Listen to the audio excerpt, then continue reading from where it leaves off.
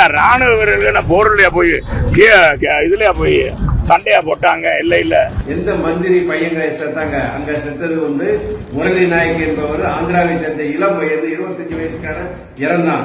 இவர் சொந்தக்காரங்க யாரும் எந்த மந்திரியுடைய சொந்தக்காரன் இறக்கல. அங்க எந்த மந்திரி சொந்தக்காரனும் போராட்டம் பண்ணல. எந்த மந்திரியாவது மகனை ஆர்மியில சேர்த்துக்கானா? தொழில்நுட்ப வளர்ச்சி இந்த கருவியெல்லாம் வாங்கி கொடுத்தது மத்திய அரசு. செல்லூர் ராஜா சொன்ன மாதிரி நான் ஏத்துக்கிறேன். ஐயா மோடி ஐயாவும் அமித்ஷாவும் ஆயுதம் வாங்கி கொடுத்தாங்க. இந்த நம்ம நாட்டுடைய பொருளாதாரத்தை வச்சுதான் ராணுவம் ஆயுதம் வாங்கி கொடுத்தாங்க. அதை வச்சுதான் நாங்க போராடணும். இதை விட்டுட்டு இன்னைக்கு என்னமோ ராணுவ வீரர்களுக்கு ஏன்னா ராணுவ வீரர்கள் போர்லயா போய் இதுலயா போய் சண்டையா போட்டாங்க. இல்ல தொழில்நுட்ப வளர்ச்சி இந்த கருவியெல்லாம் வாங்கி கொடுத்தது மத்திய அரசு. வாங்கி கொடுத்த பாரத பிரதமர், கேட்டவர் ராணுவ அமைச்சர் ராஜ்நாத் சிங், உள்துறை அமைச்சர்கள்.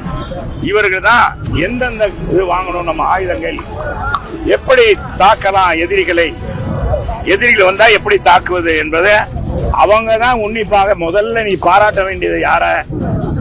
பாராட்ட வேண்டியது பாரத பிரதமர். என்னுடைய பேர் கோபால் சாமி.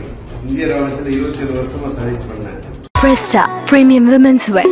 Let your body love it.